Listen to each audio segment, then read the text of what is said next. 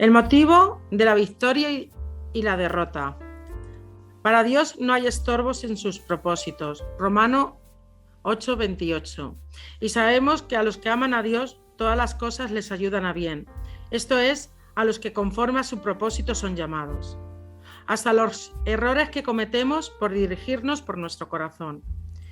Ya vimos en el capítulo anterior cómo David tomó la decisión de habitar en la tierra de los filisteos, por temor que Saúl cumpliera su propósito de matarlo. Primera de Samuel 27:1. Dijo luego David en su corazón: al fin seré muerto algún día por la mano de Saúl. Nada, por tanto, me será mejor que fugarme a la tierra de los filisteos, para que Saúl no se ocupe de mí, y no me ande buscando más por todo el territorio de Israel. Así escaparé de su mano. En esta ocasión no vemos a David consultar a Dios para tomar esta decisión. El texto dice claramente: dijo luego David en su corazón. Y luego añade el motivo de la decisión: al fin seré muerto algún día por la mano de Saúl. Qué difícil es confiar en las promesas de Dios por encima del sentimiento de nuestro corazón. Lo vemos en Abraham, que aunque Dios le había prometido hacerle padre de multitudes, cuando aún no había tenido ni un hijo, temió por su vida al bajar a Egipto en la época de hambre, por la belleza de Sara, su mujer. Ahora vemos a David, el ungido por Samuel para ser rey de Israel, temiendo por su vida y escondiéndose en las tierras del enemigo del pueblo de Dios. Pero para Dios, vuelvo a mencionar, no hay estorbos para cumplir sus promesas. No depende de nosotros, depende de Él. Nosotros somos creados del polvo, pero Él es eterno, indestructible, imposible de vencer y contradecir. Ahora, en la decisión que David ha tomado, Dios coloca el corazón de un guerrero.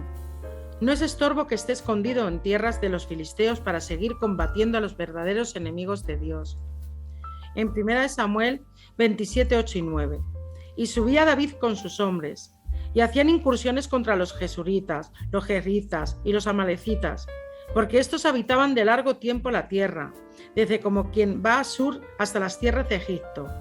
Y asolaba David el país, y no dejaba con vida hombre ni mujer, y se llevaba las ovejas, las vacas, las asnas, los camellos y las ropas, y regresaba a Aquis. La situación de David es como la persona que tiene que huir por los temores. No es libre de habitar en el lugar que desea, es más, vive tras mentiras para encontrar la seguridad.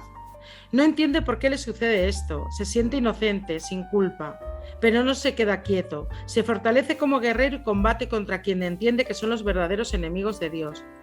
Podríamos expresar que en estos tiempos de dificultad que Dios nos permite, son útiles para formar nuestro carácter guerrero, de intercesión. Siempre estamos en guerra, en este mundo no hay paz, pero ya vimos que es contra principados, contra potestades, contra los gobernadores de las tinieblas de este siglo, contra huestes espirituales de maldad en las regiones celestes. El enemigo no es tonto, es astuto y anda como león rugiente esperando cómo devorarnos, pero no es divino, no puede conocer nuestros pensamientos y como David engañaba a Aquis, nosotros podemos combatirle con la fe. La última batalla de David, antes de ser proclamado rey, nos muestra cómo Dios había formado su carácter. Los filisteos reunieron sus fuerzas para pelear contra Israel. Aquis propuso a David que pelearan junto a él, pero Dios impidió que fuese así, poniendo en contra al resto de príncipes filisteos. Cuando David y sus hombres volvieron a Siclag, se encontraron que los amalecitas habían invadido, quemado la ciudad y llevado cautivas a las mujeres y a todos los que estaban allí. ¿Puedes imaginar cómo te sentirías tú en esa situación? En 1 Samuel 34 muestra cómo se sintieron ellos. Entonces David y la gente que con él estaba alzaron su voz y lloraron, hasta que les faltaron las fuerzas para llorar. David, aparte de lo que podría sentir por su familia apresada, se encontró con las acusaciones de los otros hombres. 1 Samuel 36. Y David se angustió mucho, porque el pueblo hablaba de apedrearlo, pues todo el pueblo estaba en amargura de alma, como cada uno por sus hijos y por sus hijas. Mas David se fortaleció en Jehová, su Dios. Puedes hundirte y no parar de llorar, o puedes fortalecerte en Dios y buscar su voluntad, como hizo David. 1 Samuel 38. Y David consultó a Jehová diciendo: ¿perseguiré a estos merodeadores? ¿Los podré alcanzar? Y él le dijo: síguelos, porque ciertamente los alcanzarás y de cierto librarás a los cautivos. No se trata de determinación, se trata de la total confianza de Dios. No es lo que yo sienta, es la voluntad de Dios que tiene que dirigirme. ¿Cómo podría David animar a todas esas personas que estaban en amargura de alma, que habían dejado de confiar en él y que querían apedrearlo porque sentían que tenía la culpa? David se fortaleció en Dios. No miró cómo estaba la situación, miró a Dios y lo consultó. En la respuesta de Dios no solo creció su esperanza, sino que contagió a los que intentaban apedrearle. 1 Samuel 39. Partió pues David, él y sus 600 hombres que con él estaban, y llegaron hasta el torrente de Besor, donde se quedaron algunos. El torrente de Besor para algunos fue un obstáculo que no pudieron pasar. No todos tenemos las fuerzas para seguir donde Dios nos quiere llevar. No se trata de lo que yo quiera. Es un motivo que me impide seguir. Todos salieron con el ánimo de la promesa de Dios. Estaba en juego las personas que más querían. Pero al llegar al torrente no todos pudieron atravesarlo. 200 quedaron atrás sin fuerzas. ¿Puedes imaginarte cómo se sentían? ¿Alguna vez te has sentido así? Ahora ellos no podían ir a liberar a sus mujeres e hijos. Dependían del resto de hombres que cruzaron el torrente. David y los 400 hombres encontraron la provisión de Dios para indicarles dónde encontrar lo que buscaban.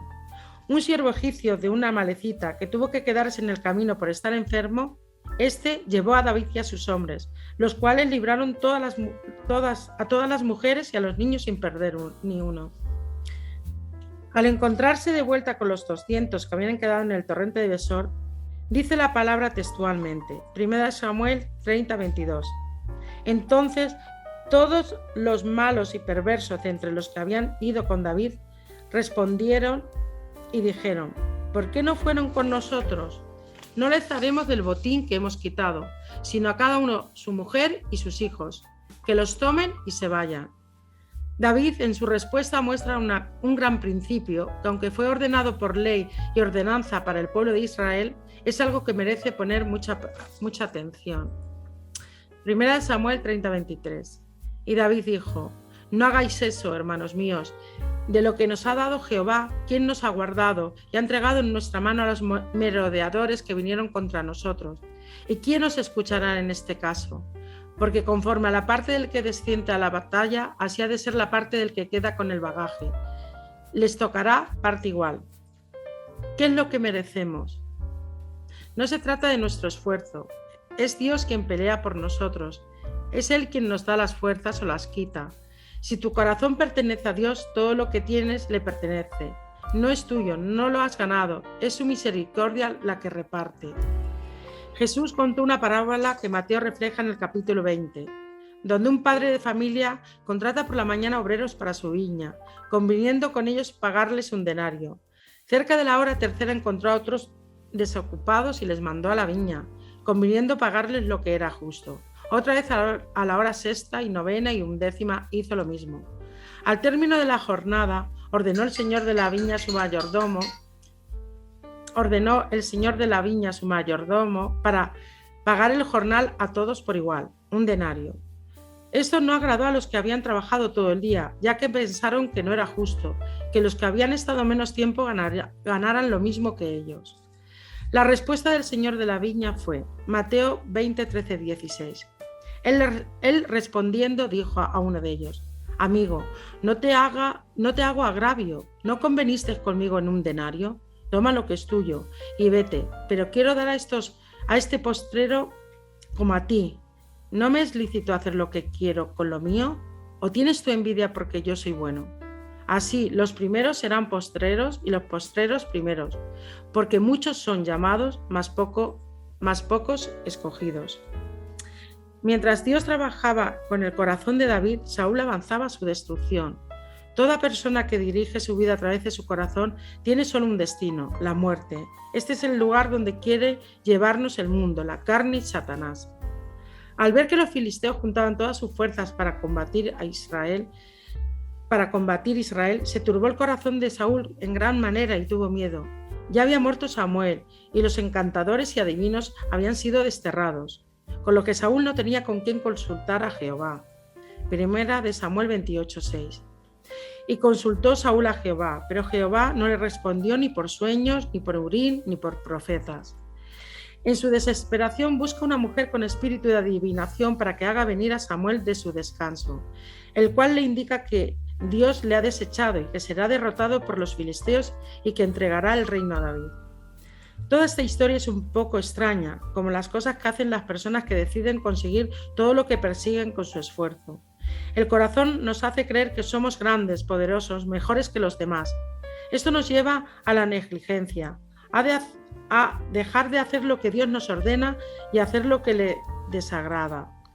La trampa está preparada. Ahora viene el temor, los celos, la inseguridad, y nuestras acciones para volver a sentir paz nos llevan a la ruina, como llevó al rey Saúl. Luego el dolor, la impotencia y la ausencia total de Dios nos dirige a la muerte.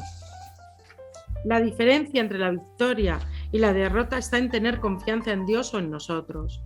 Quizás pareciera que a través de Dios no logramos lo que deseamos, que es a través del esfuerzo y la determinación, pero esto es la trampa a la que nos dirige nuestro corazón. Si realmente queremos reinar, es preciso hacerlo a la manera de Dios, para no ser nosotros los que reinemos, sin que Él reine en nuestro corazón. En 1 Samuel termina con la muerte de Saúl y sus hijos. A Jonatán, a Abinadab y a Malquisú los mataron los filisteos, pero Saúl fue el quien se quitó la vida. Así que acaba la historia del primer rey de Israel y comienza una nueva etapa con el reinado de David. Quien trajo la noticia de la muerte de Saúl y sus hijos no conocía el corazón de David. Seguramente pensaba que como Saúl le había perseguido durante mucho tiempo para matarlo, David se alegraría y le recompensaría. Por eso se inventó la historia de que fue él quien acabó con la vida de Saúl. Pero en el corazón de David no había odio ni resentimiento por Saúl. Por esto, cuando se enteró, rasgó sus vestidos y lloró lamentando por la muerte de Saúl y Jonatán. A modo de recordatorio, como despedida, David encuentra desahogo primero ordenando la muerte del mensajero infeliz y luego en esa conmovedora canción de lamentación a la que da el título de la canción del arco. Pero la canción no es poesía religiosa, no es un salmo, no es un himno. El nombre de Dios nunca aparece en él, es simplemente una canción de batalla, pero Dios lo ha puesto con un propósito, como lo ha puesto todo en la Biblia. Detrás del dolor de David hay lecciones para nosotros. Una de ellas es que no debemos usurpar los derechos de Dios. Dios es quien juzga. Es nuestro solo recordar el bien de los difuntos y dejar el resto a Él. Sin duda, otra lección es que un amor puro y abnegado es la mayor de todas las grandes bendiciones. Lo mejor es deleitarse con la belleza de la canción, su sensibilidad, su alto grado de patriotismo y el sentimiento de haber perdido un gran amigo. Segunda de Samuel 1, 19, 27. Ha perecido la gloria de Israel sobre tus alturas. ¿Cómo han caído los valientes?